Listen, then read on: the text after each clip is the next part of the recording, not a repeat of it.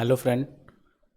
आज हम स्टार्ट करते हैं बाल विकास शिक्षा शास्त्र का क्वेश्चन है। 30 क्वेश्चन देखेंगे।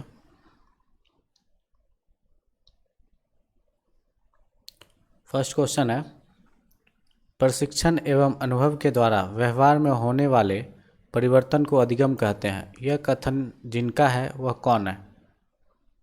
इसका आंसर है गेटस। दूसरा क्वेश्चन है, कोई भी बालक सीखना शुरू करता है। कब से सीखना शुरू करता है कोई बालक? पहला ऑप्शन है जब उसे विद्यालय में प्रवेश दिलाया जाता है। दूसरा है जब वह बोलना शुरू करता है। तीसरा जब वह घर से बाहर निकलता है। या चौथा अपने जन्म से। इसका आंसर है 4, अपने जन्म से। तीसरा क्वेश्चन है, क्षमता के विकास का दूसरा नाम क्या है? क्षमता के विकास का दूसरा नाम क्या है? पहला अनुभव, दूसरा परिपक्वता, तीसरा शारीरिक विकास, चौथा कौशल विकास। इसका आंसर 4, कौशल विकास। चौथा क्वेश्चन है, मनोविज्ञान ने शिक्षा को बना दिया, क्या बना दिया? मनोविज्ञान ने शिक्षा को क्या बना दिया? पाठ्य चर्चा केंद्रित, दूसरा शिक्षक केंद्रित, तीसरा बाल केंद्रित, चौथा विषय केंद्रित। इसका आंसर है तीसरा, बाल केंद्रित बना दिया। पांचवा क्वेश्चन है, निम्नलिखित में से कौन से राय वर्ण के अनुसार शिक्षा के 3 संबंधों में सम्मिलित नहीं है? निम्नलिखित में से कौन से राय वर्ण के अनुसार शिक्षा के 3 संबंधों में से सम्मिलित नहीं है? पहला है बच्चे और शिक्षक में संबंध, दूसरा है बच्चे और समाज में संबंध, तीसरा शिक्षक और विषय में संबंध, चौथा विषय और बच्चों में संबंध। इसका आंसर है तीसरा, शिक्षक और विषय में संबंध। ये राय वर्ण के अनुसार शिक्षा के 3 संबंधों में सम्मिलित नहीं है। छठा क्वेश्चन है, अधिगम प्रतिफल का तात्पर्य क्या है? अधिगम प्रतिफल का तात्पर्य क्या है? पहला है बालक के व्यवहार में होने वाला परिवर्तन, दूसरा है शिक्षक के शिक्षण विधियों में परिवर्तन, तीसरा है पाठ्य वस्तु का परिमार्जन, चौथा है उपयुक्त में से कोई नहीं। इसका आंसर है फर्स्ट, बालक के व्यवहार में होने वाला परिवर्तन, अधिगम प्रतिफल का तात्पर्य। सातवां क्वेश्चन है, निम्नलिखित में से कौन सा किशोरावस्था का लक्षण नहीं है? निम्नलिखित में से कौन सा किशोरावस्था का लक्षण नहीं है? पहला है शारीरिक परिवर्तन, दूसरा व्यवहार में स्थिरता, तीसरा अस्थिरता की समस्या, चौथा संवेगात्मक समस्या। इसका आंसर दूसरा है, व्यवहार में स्थिरता किशोरावस्था का लक्षण नहीं है। आठवां क्वेश्चन है, शिक्षा मनोविज्ञान शिक्षक को मदद करता है, कैसे? शिक्षा मनोविज्ञान शिक्षक को मदद करता है। फर्स्ट ऑप्शन है बाल विकास का ज्ञान प्राप्त करने में, दूसरा है बाल स्वभाव तथा व्यवहार जानने में, तीसरा है बच्चों के चरित्र निर्माण में, चौथा उपयुक्त में से उपयुक्त सभी के लिए। इसका आंसर 4 नंबर सही है, उपयुक्त सभी के लिए। 9th का क्वेश्चन है, निम्नलिखित में से कौन सा शिक्षा मनोविज्ञान के अध्ययन की वस्तुनिष्ठ विधि नहीं है? निम्नलिखित में से कौन सा शिक्षा मनोविज्ञान के अध्ययन की वस्तुनिष्ठ विधि नहीं है? पहला प्रयोगात्मक विधि, उपचारात्मक विधि, आत्मनिरीक्षण विधि, या चौथा निरीक्षण विधि। इसका आंसर तीसरा है, आत्मनिरीक्षण विधि। 10वां क्वेश्चन है, निम्नलिखित में से किसमें मूल वृत्ति संबंध संवेग से मेल नहीं खाती? निम्नलिखित में से कौन से किसमें मूल वृत्ति संबंध संवेग में मेल नहीं खाता? पलायन भय, संवेदना आश्चर्य, युद्ध प्रियता क्रोध, अप्रियता घृणा। इसका आंसर है दूसरा, संवेदना आश्चर्य। 11वां क्वेश्चन है, संवेद जो सामान्यतः सुख देता है क्या कहलाता है? करुणा, एकाकीपन, तीसरा भूख, चौथा आत्माभिमान। संवेद जो सामान्यतः सुख देता है क्या कहलाता है? आत्माभिमान कहलाता है। 12वां क्वेश्चन है, निम्न में से कौन सा अमूर्त अस्थाई भाव है? निम्न में से कौन सा अमूर्त अस्थाई भाव है? पहला आदर, निवास स्थान, पशु या क्रोध? इसका आंसर है 1 नंबर आदर। 13वां क्वेश्चन है, किसी दुखी व्यक्ति को सहानुभूति के 2 शब्द कहना किसका उदाहरण है?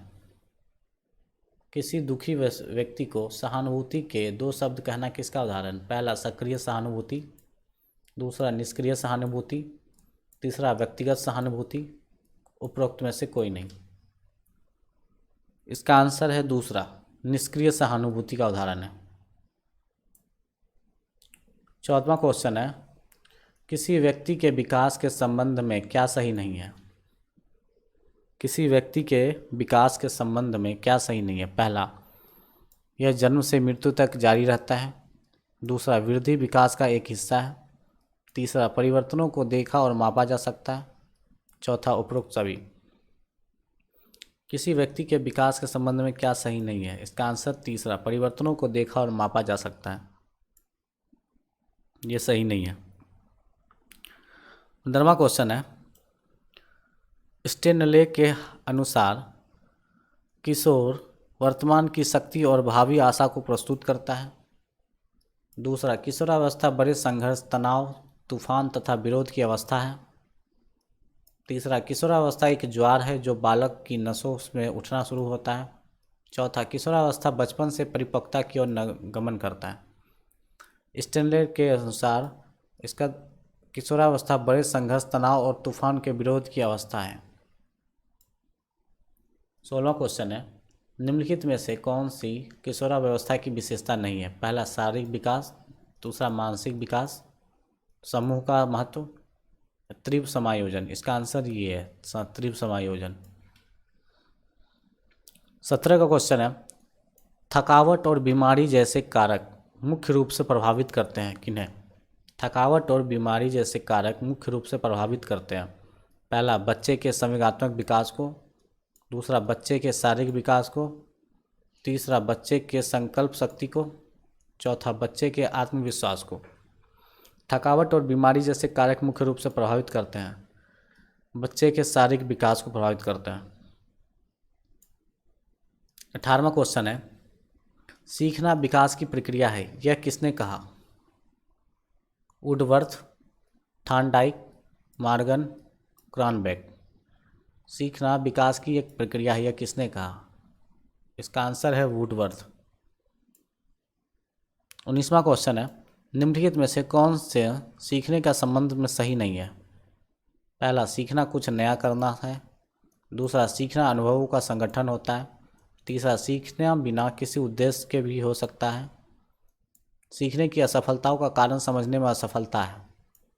इसका आंसर तीसरा है, सीखना बिना किसी उद्देश्य के भी हो सकता है, ये गलत है। 20वां क्वेश्चन है, निम्नलिखित में से कौन सा अधिगम का एक मुख्य थॉर्नडाइक नियम है?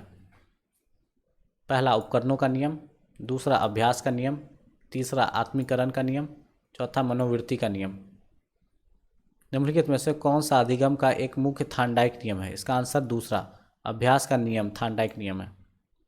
21 का है, निम्नलिखित में से कौन सा प्रभावी अधिगम का अवरोधक नहीं है? पहला, प्रेरणा का अभाव, दूसरा जीवन से न जोड़ना, तीसरा अधिगम परिस्थिति, चौथा इनमें से कोई नहीं।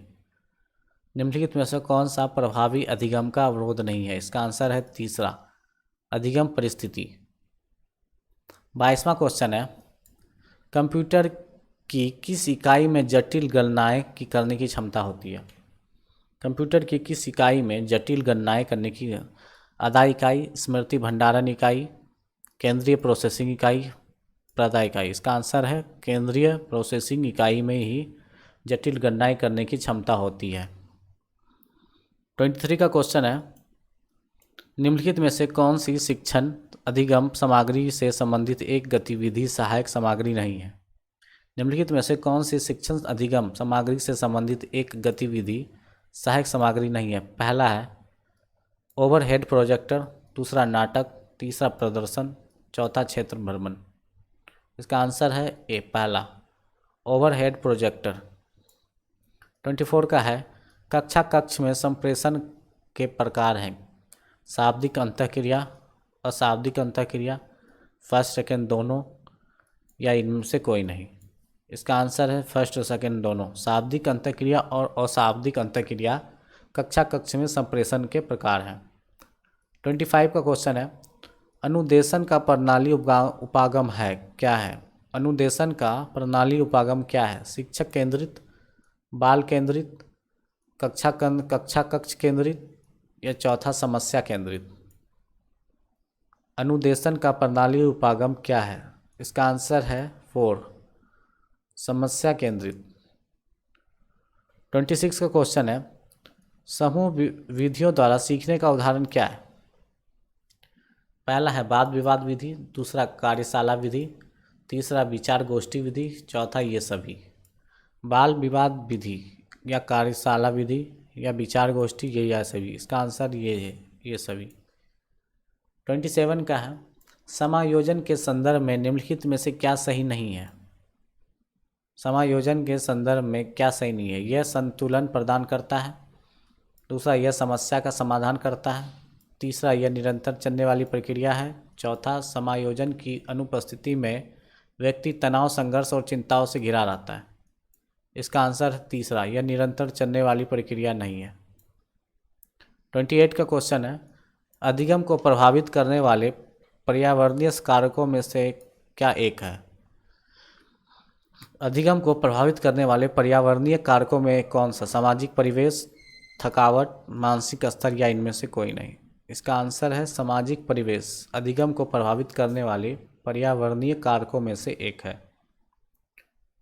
29 का क्वेश्चन है निम्नलिखित में से कौन सा मानसिक रूप से स्वस्थ व्यक्ति का लक्षण है? निम्नलिखित में से कौन सा मानसिक रूप से स्वस्थ व्यक्ति का लक्षण है? पहला सहनशीलता, दूसरा आत्मविश्वास, तीसरा संवेगात्मक परिपक्वता, चौथा ये सभी। इसका आंसर है चौथा ये सभी। 30वां क्वेश्चन है, लास्ट क्वेश्चन ही देखेंगे। 30 का ही हम सेट ले रहे हैं। निर्मितवाद के संदर्भ में कौन सा कथन गलत है?